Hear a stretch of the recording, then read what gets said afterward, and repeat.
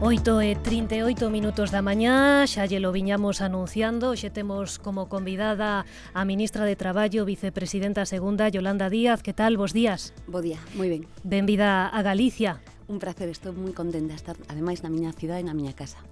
Quería preguntarlle en primeiro lugar polos traballadores que levan meses perdendo o poder adquisitivo. Cree que será posible compensalos?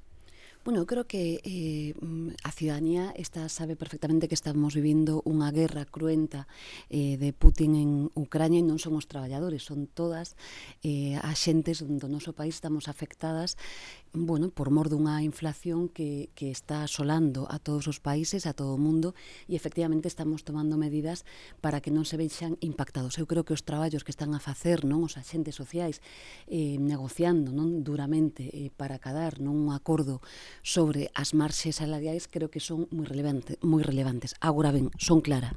Nos, o Goberno de España, saímos da crise da COVID-19 dun xeito radicalmente diferente ás xestións anteriores, que nos permite, non, ter os datos que temos hoxe, non, de económicos e de emprego, e volvo a decir aquí que o imos a facer nesta ocasión. Que quero decir? Pois, obviamente, que as grandes empresas que teñen, as empresas, por exemplo, non, que cotizan en bolsa, que teñen beneficios extraordinarios, como estaba dicindo, por certo, estes días o propio Fondo Monetario Internacional, teñen que contribuir nestes intres no noso país. Son clara, teñen que contribuir impositivamente, xa que está de moda falar de impostos, teñen que contribuir máis para xustamente poder compensar as maiorías sociais que se ven mermados os seus ingresos.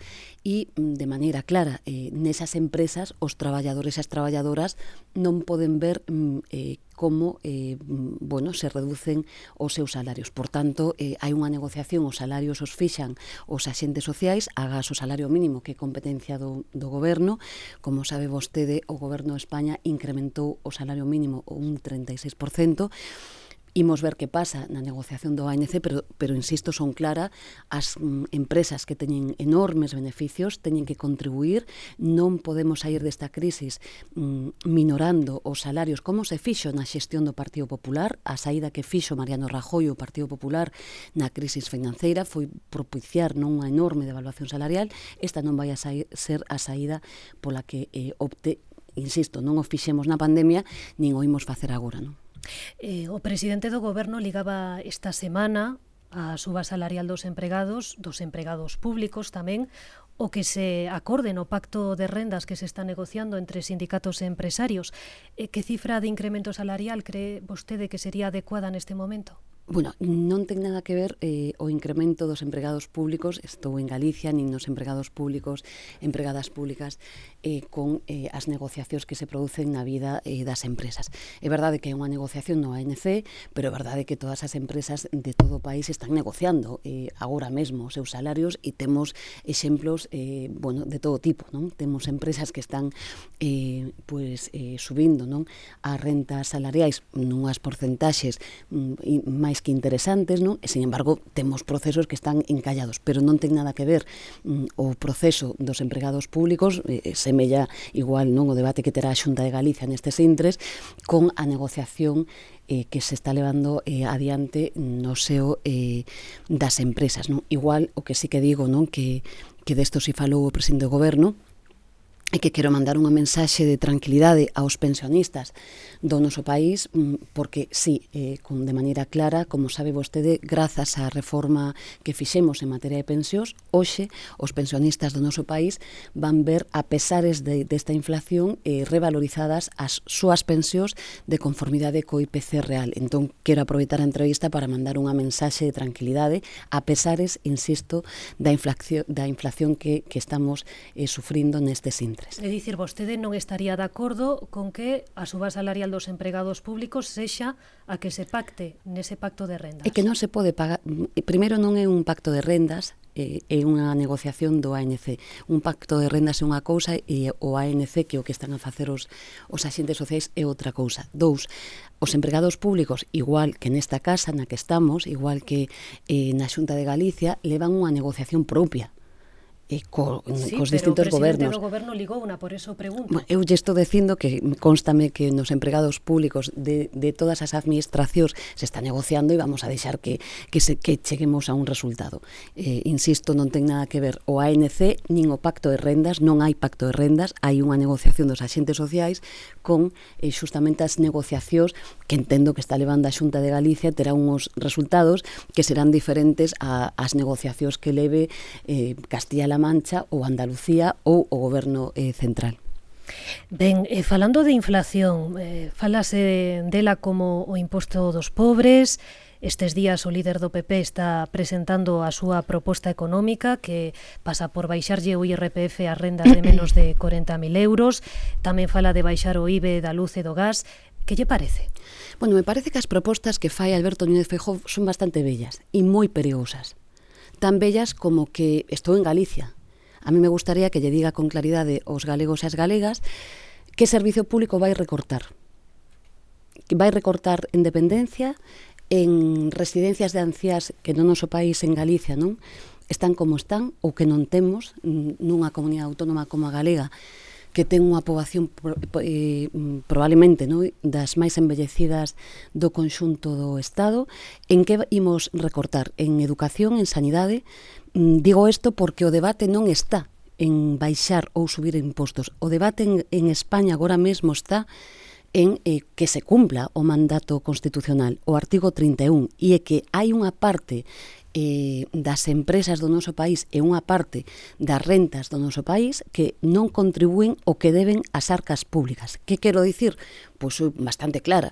É dicir, hai moita xente que ten que contribuir máis para que a outra moita xente teñamos que poder decirlle que, pois baixarlle os impostos. Pero o debate non é subir ou baixar, é quen paga ou non paga impostos. Por certo, España, como sabe vostede, ten unha distancia fiscal de casi perto de 6 puntos. É dicir, somos un país bastante desigual no seo da Unión Europea. Mesmo nestes días, o propio Fondo Monetario Internacional contradecía as teses do señor Núñez Feijóo e alertaba de que non se debería de ir por esta vía. Baixar impostos de maneira xeralizada, como fixo o señor Alberto Núñez Feijóo, é dicirlle á sociedade que vai recortar, como por certo, isto é moi característico do PP, insisto, foi a saída que fixo o PP baixando salarios e dende logo empobrecendo as clases traballadoras e recortando servicios. Pero non se pode enganar a xente. Que son claras, é dicir, é evidente que necesitamos ingresos. As escolas dos nosos fillos e das nosas fillas, a universidade pública a que vou hoxe, este mesmo medio de comunicación está soportado cos impostos de todos e de todas nós. E o que temos que conseguir no noso país é que, pois esa aportación seña xusta, cousa que a día de hoxe non pasa. De tal xeito que, por exemplo, a mí me gustaría escoitarlle ao señor Feijóo que pensa el sobre que paguen máis impostos as grandes eléctricas do noso país. Non escoitei a Feijóo falar sobre isto. Eu son clara, creo que as grandes eléctricas do noso país, nestes intres nos que, ademais, están vendo como o feito, as consecuencias da inflación está todavía producindo unha transferencia de rendas sin parangón na historia da democracia para as grandes eléctricas, pois son clara, deben de pagar máis impostos. Me gustaría saber se o señor Alberto Núñez Feijóo está de acordo en que fagan isto as grandes empresas. E ten previsto o goberno subirlles os impostos ás eléctricas? Estamos traballando nestas materias. Como sabe vostede, precisamente o presidente do goberno está liderando dende hai moitos meses unha posición de país que ademais eu agradecería que fora respaldada por todas as formacións políticas para ser capaces de conseguir algo que é histórico, é dicir, que fagamos unha singularidade, non unha excepcionalidade xunto con Portugal para, no seo da propia Unión Europea, poder ter políticas fiscais en materia enerxética diferente. A mí que me gustaría que o líder da oposición apoie ao goberno de España. Aínda non lle escoitei decir nada sobre esta cuestión, pero insisto, falando de impostos, o que me gustaría saber é que opina Feijóo acerca de que as grandes eléctricas aporten máis nestes momentos de crise. Por certo, isto o permite o documento da Comisión Europea de días recentes, ou está a decir a OCDE ou mesmo o Fondo Monetario Internacional. Curiosamente, desto o señor Feijóo non fala. Ministra, onte mesmo falaba coa presidenta da patronal das empresas eléctricas que nos trasladaba que esa proposta que presentaron España e Portugal de sair adiante implicaría efectivamente unha rebaixa da tarifa regulada da electricidade, pero que ao mesmo tempo vai obrigar as eléctricas a ter que subir as tarifas do mercado libre, porque, ao parecer, esa proposta que se enviou a Bruxelas contempla que son as eléctricas as que teñen que asumir ese sobrecusto do gas natural. Que pensa facer o goberno? Bueno, como sabe vostede, as patronais das eléctricas o que están é a defender os seus intereses. Comprenderá que o goberno de España o que ten que defender é o interese xeral, que é xusto que estamos facendo. E o que lle pediría eu ás patronais e ás grandes eléctricas é que, dende logo, nun momento de excepcionalidade histórica como que estamos a vivir, señan tamén, dende logo, corresponsables coa situación de crise na que estamos inmersos. Eu entendo, claramente, queren seguir gañando máis do que xa gañan, pero creo, sinceramente, que deberían de ser conscientes do momento que estamos a vivir. Eu creo que na xestión da pandemia, e ademais eu o dixen públicamente, houve empresas, algunhas galegas, que foron absolutamente exemplares. Por exemplo, que non se acolleron aos mecanismos de ERTE, a pesares de que poderían ter un impacto económico moi forte nas arcas públicas, e foron exemplares. Entenderon que había un momento de excepcionalidade económica e social. Bueno, eu lle pediría ás eléctricas que, dende logo, nesta ocasión, pensen tamén no seu país, como, por certo, fan, non?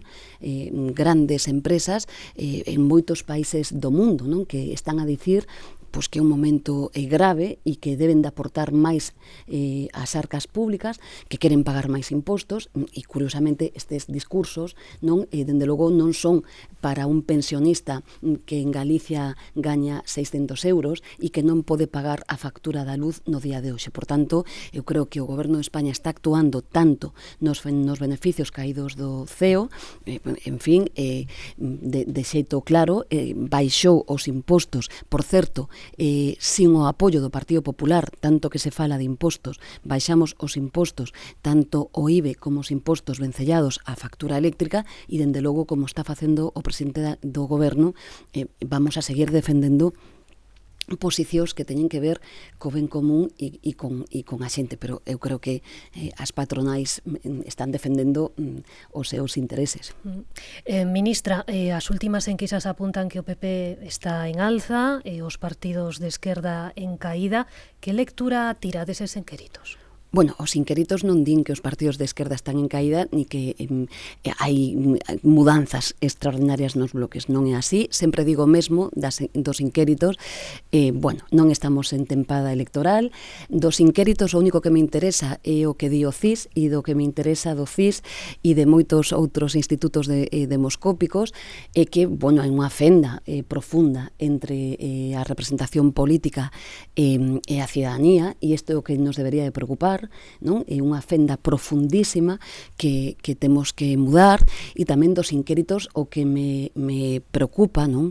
É que fíxese vostede, non? No último CIS destacaba de xeito singular, non? A preocupación cidadá acerca dunha cuestión como é o ensino público e tamén a sanidade pública.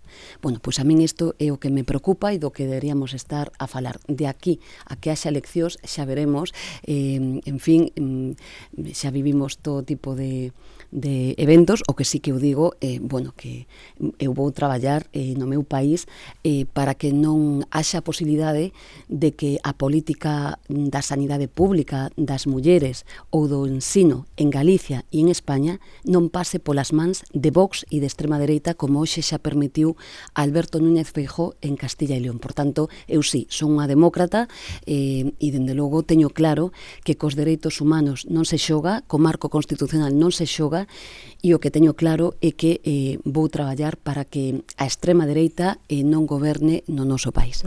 Vicepresidenta, dicía esta semana Pedro Sánchez que as eleccións van ser a finais do ano 23. Como marcha o proceso que lidera para un novo proxecto político? Bueno, pois estou ilusionada, como coñece vostede, decidín non empezar este proceso por unha cuestión de responsabilidade, aínda que é certo, non, que os datos de emprego, non, os coñeceremos a final de mes, non, pero están indo moi ben na senda na que nos atopamos, e tamén sinalar, non, que a reforma laboral a escasos días de terse entrado en vigor, non, a parte sustancial da mesma, os resultados da mesma en materia de contratación indefinida van ser absolutamente sorprendentes. Quero dicir que estamos, bueno, despois fíxese, non, de máis de 40 anos de democracia, que foron máis de 40 anos de precariedade, no que sempre se facían as mesmas políticas, daba igual quen gobernara. Bueno, fixemos unha reforma laboral que en escasos meses está tendo un impacto moi positivo, e, bueno, a medida que vexamos que isto está máis estable, dende logo, sí, vou arrancar este proceso, estou desexando, estou ilusionada, me parece que a xente non quere esa conversa, non, aberta, bueno, para definir un proxecto de país moderno que non mira para os anos 90, un país que teña servicios públicos de calidade, no que as mulleres esteamos, vamos, que non na vanguardas, non que señamos unha parte do cambio fundamental, no que a xente nova teña futuro, non, fixes isto en Galicia, non, o futuro da xente moza emigrar. Bueno, pois, en definitiva, estou ilusionada e en breves comenzarei este proceso. Está ilusionada, pero tomou unha decisión porque escoite o que di Pedro Sánchez. Creo que si nos ha quedado claro algo, y todas las encuestas además lo indican, es que al fin de cuentas lo que vamos a es ir a fórmulas de gobiernos de coalición. Y aquí hay dos opciones. O gobierna, hay un gobierno de coalición progresista liderado por el Partido Socialista, con lo que representa el espacio de Yolanda Díaz, o gobierna el Partido Popular con la ultraderecha. Para Pedro Sánchez é vostede a referencia. Bueno, eu creo que o presidente do goberno ten razón, non? Fíxese a última entrevista que fixo Mariano Rajoy, non? Cando lle preguntaron que lle quedaba, non, un pouco de mágoa, pois dixo quizáis, non, non encabezar o primeiro goberno de coalición da historia da democracia, non? Bueno, eu creo que este é o primeiro goberno de coalición, non, da democracia. Eu síntome moi honrada de formar parte del e penso que o presidente do goberno ten razón. Xa non hai fórmulas, non, antigas. Este tempo, non, do bipartidismo que ás veces Feijóo, non, como que revive, non é real. Non vai gobernar ningún partido só nestes intres e, por tanto, claro que vai haber só dúas posibilidades, un goberno progresista ou un goberno coa extrema dereita. Este é o modelo Feijóo, é o que temos en Castilla e León. Pero eu preguntáballe por vostede. Sí, pero por min... E tamén quería engadir algo máis. Quería preguntarlle por Podemos. Sí. Vostede contempla liderar algún proxecto político no que non este a Podemos? Bueno, como me facía a pregunta, eu vou arrancar un proceso de escoita coa cidadanía que vai alongarse máis ou menos 6 meses e despois tomarei unha decisión. Pero teño claro que coa decisión que tome eu ou non, no futuro, ese espazo político no que estou a traballar vai concurrir ás eleccións. Por tanto, o presidente do goberno ten razón.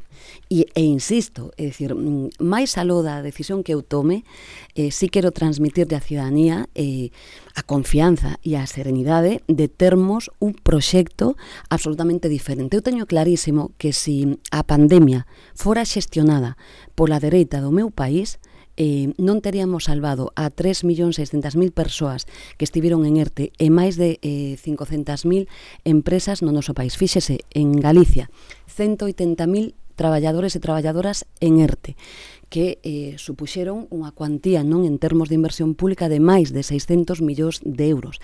En Galicia, en termos de prestacións públicas, non só ERTES, en prestacións públicas en xeral máis de 2.000 millóns de euros. Teño clarísimo que se gobernara a dereita no goberno central, faría o mesmo que fixo Rajoy, recortar e deixar caer a centenares de miles de persoas que estarían despedidas. Por tanto, insisto, máis aló da decisión persoal que eu tome, sí, vou a traballar para que non goberne a extrema dereita no meu país. E vou insistir de novo na pregunta, nese espazo vai estar Podemos, porque poña os auriculares un segundo, que quería que escoitase a Pablo Iglesias hai uns días. No tengo claro que fuera lo correcto. Quizá lo que tendría que haber hecho es dejar en manos de los partidos para que organizaran unas primarias. Eso hubiera sido, digamos, mucho más previsible y seguramente mucho más democrático que dar mi opinión. Que decir, creo que esta compañera, si ella lo decide, debe estar al frente. Quizá me equivoqué, quizá eso no fue un acierto. Referíase Pablo Iglesias cando asinalou, non, como sucesora, como líder desa nova candidatura. Vai chegar a un entendemento con Podemos, sí ou non? Mire, eu creo que fun clara cando se me nominou, non? Bueno, non é o meu xeito de facer as cousas, entón eu agradezo que no día de hoxe se recoñeza este proceder. En todo caso, o que ten que saber a cidadanía en Galicia e no conxunto de España é que eu son unha demócrata e cando faga este proceso de escoita, que seguirei con moito interese, non? Seguramente haberá grupos de traballo que falarán, non, da reforma da lei electoral, da progresividade do sistema, de como non acadamos a representación, un tema moi interesante, non?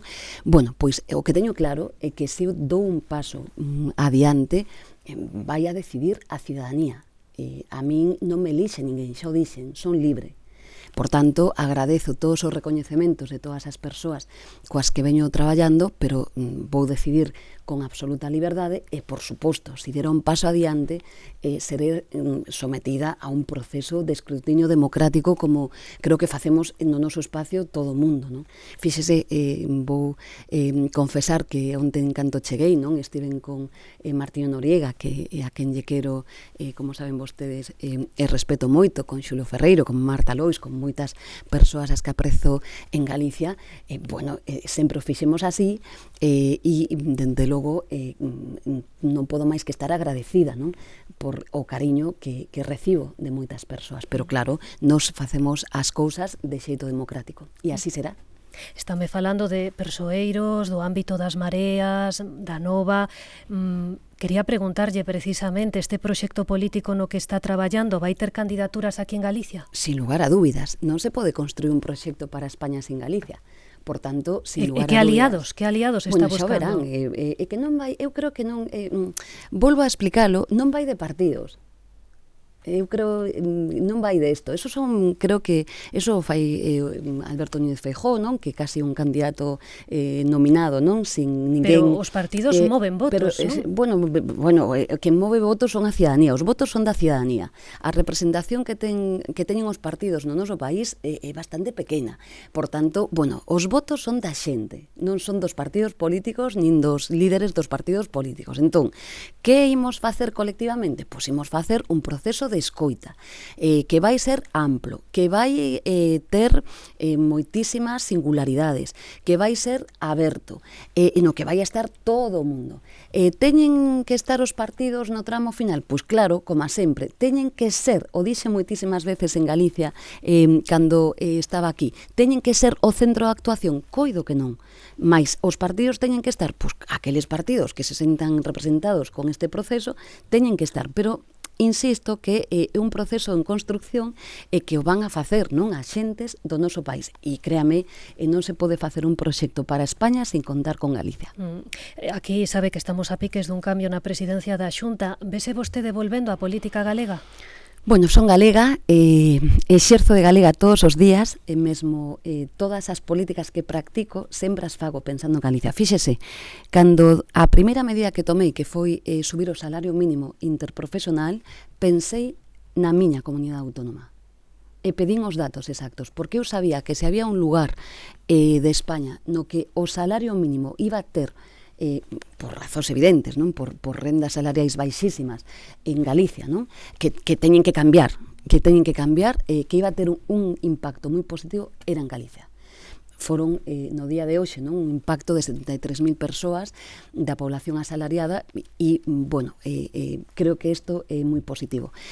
Sempre estou tentada en voltar a Galicia, nunca deixo de irme, pero bueno, agora estou centrada neste proceso, son vicepresidenta do goberno, estou traballando e o que sí que en breves tempos arrancarei este proceso de escoita e ademais quero mandar unha mensaxe así de